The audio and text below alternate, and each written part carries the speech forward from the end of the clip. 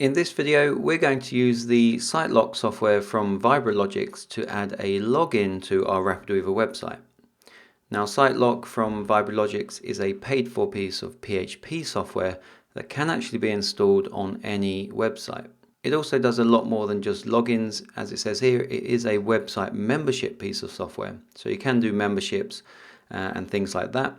However, in this video, we're going to keep it simple as an introduction and simply use it as a login for our website. Now, as I say, this is a paid for piece of software, so you will need to have purchased and downloaded it if you want to follow along with this video.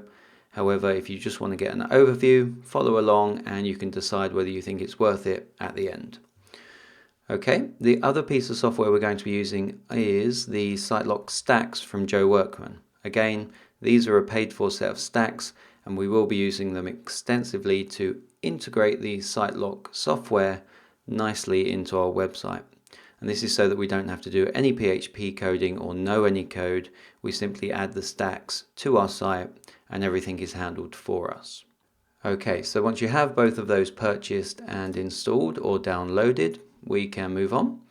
And as you can see here on the rapidweavertutorial.com site, I've published a very basic website with a home page and a protected page. And the protected page is where we'll add a login to be able to view this content. So if I show you the project in RapidWeaver, you can see I have the home page and the protected page, and I've got those Sitelok stacks installed here. However, I haven't added any of those to the actual page content yet. Because before we do that, we need to configure the Sitelok software and upload it manually to our website. So to do that, you need to find the Sitelok PW folder that was provided when you purchased Sitelok. Open that folder up, and inside there you'll see a manual. I'd recommend that you open that up and have a look. However, we're going to focus simply on the installation part here. As you can see on page 13, we are installing this for the first time. So to do that, we're going to need to edit a file called slconfig.php. And specifically, we're going to need to update these four pieces of information.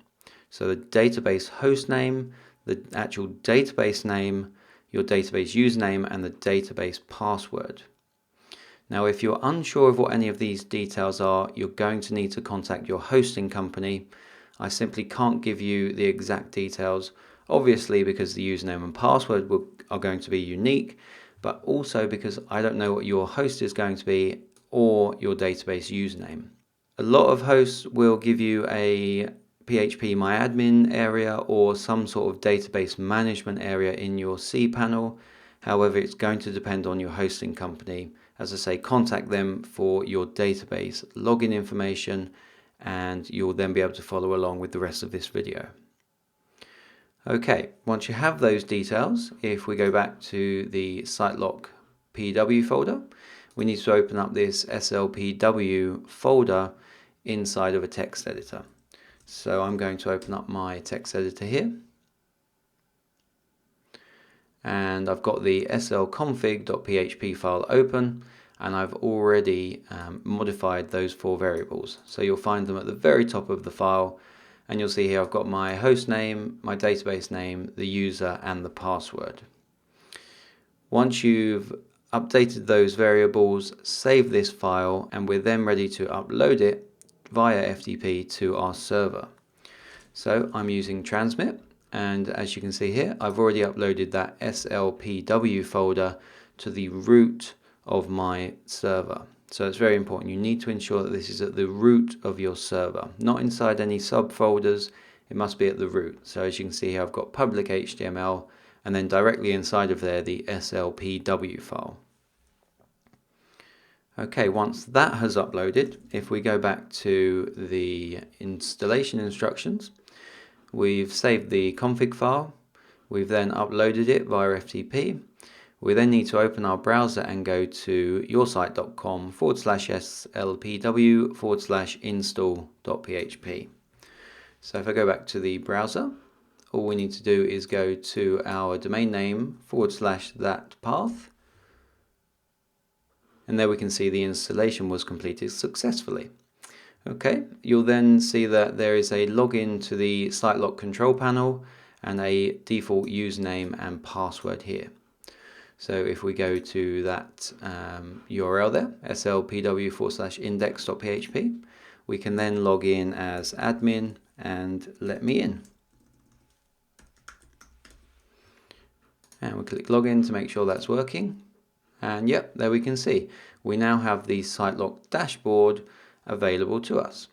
So as I say, Sitelok is a very complex piece of software, or a very powerful piece of software, and it does do full membership systems for you. However, as I said, we're just focusing on the user login in this video. So we can either just use the admin username to log in, or if you want to, you can go ahead and create a new user. So if you want to do that, click the button here, enter your username, and we can generate a random password. We can put in our name and our email address. And if we save that, we've got the user added. Okay, you might see some other options here, such as the user groups. As I say, this is for membership systems, so you can set up groups, say for example a gold group or a silver group, or whichever group that you want to put them in, depending on what they're paying for, you can group them like that here. Okay, if we go back to our dashboard, we can see that my Ben user has been added, and we also have the admin user there. Once we've got all that set up, let's go back to RapidWeaver and start integrating the software onto our site. Okay, so the first stack that we need to add is the Sitelok prefix. Now this needs to be added to every page that you want to protect or have Sitelok integrated on. So drag that to the top of your page, and here we can see some of the settings. So this is where the user groups comes in handy. If you want to manage the content that can be viewed by the groups, this is the setting for you, but we're not going to be focusing on that in this video, as I say. What we want to do is protect this content here behind a login form. So the way to do that is to drag the Sitelok stack onto the page, and here we can display this when the user is logged in. So if we just pop that paragraph of content into there, this is only going to be displayed when the user is logged in. Okay. Now you're probably wondering, how does the user actually log in? So to allow the user to log in, we're going to use the form stack, but before we do that, we're going to include the else logic. So what this does is say, if this statement here is true, we're going to display this content here. Otherwise, we're going to display the content in this area. So right now, all we're saying is when the user's logged in, display them this paragraph. Otherwise, let's go ahead and display them a login form. So drag the form stack into here, and the form we want is login, and that will show you a little preview for a username, password and login button. Now before you publish this, there are a couple of settings that you need to be aware of. Firstly, on the Sitelok prefix stack, we need to say that we are importing the login form. So you need to check this option here. And this is so that the Sitelok software includes the code required for this login form. So ensure that that is checked there. And then on the actual form stack here, we need to know the form ID. So by default, the login form for a Sitelok will be 5. However, you can double check this by going back to the browser. And if you go to the forms area in the Sitelok dashboard, and you go to the login forms, here you'll see we have an example one, and the ID will be displayed here. Or if you edit that, you'll also see that the form ID is 5. So just check that the ID here matches the ID that is set in the login form stack. Okay, finally, before we publish this, what we're going to do is add a logout link for when they're logged in. So drag the logout stack into the true area up here, and then I'm going to add a button. So from foundation, I'll just add the standard button, and I'm going to say logout. You can leave that as a link or set it as a button, it doesn't really matter. I'm just going to set the size to tiny and rounded corners. Okay, so before we publish, quick overview here. Firstly, you need to add the Sitelok prefix stack and ensure that the login form is imported. Then you add the Visilock stack. You want to display it when the user is logged in, but we also want the else logic. So we're saying when the user is logged in, display this paragraph and this logout button. When they're not logged in, display them a login form. Okay, once you've got all that set up, click the publish button. And we'll go back to our site. So we'll go to Firefox and we'll go to the root of our domain.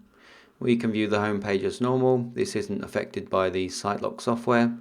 However, when we go to the protected page, we are not seeing that logout button. So something is up here. And I think what might be the issue is if we have a look in transmit in the protected folder. Yeah, we've got an index.html file and an index.php file. So what's happened here is when I created the protected file, it was a .html extension. So the first time I published it, there was no PHP code required, so RapidWeaver published an HTML file by default.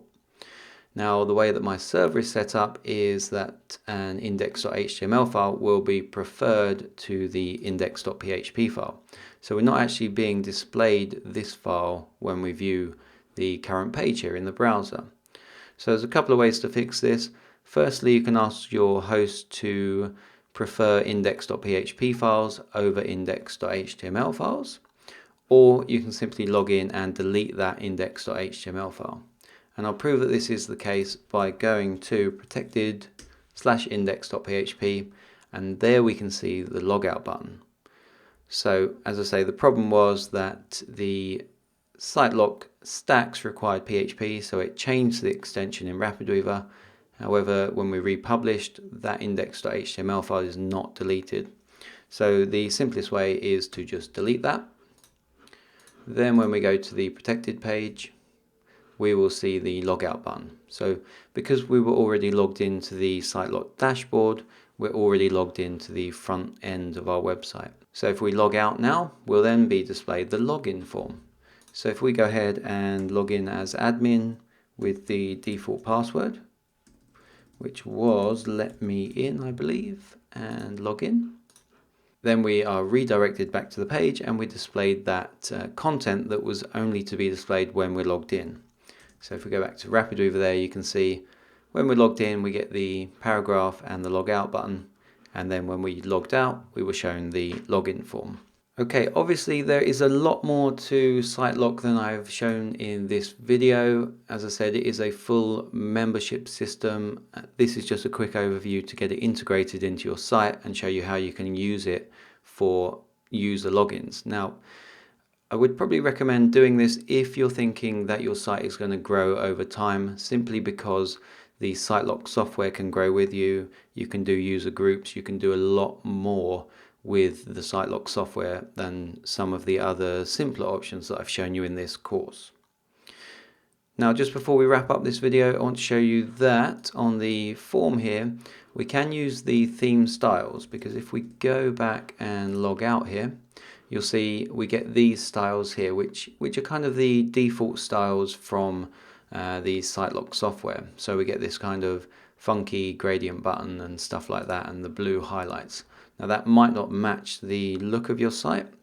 So if you're using something like Foundation, what you can do is check this Use Theme Styles option. And if we go and publish that up to the site, and we go back and refresh, you'll then see that we get the foundation styling. So this matches the rest of our site nicely, rather than having those Sitelok default stylings. So this just changes the style. Everything works exactly as before. We can log in like so, and there we get to see the protected content. Okay, so I hope you enjoyed this video, and I'll see you in the next one.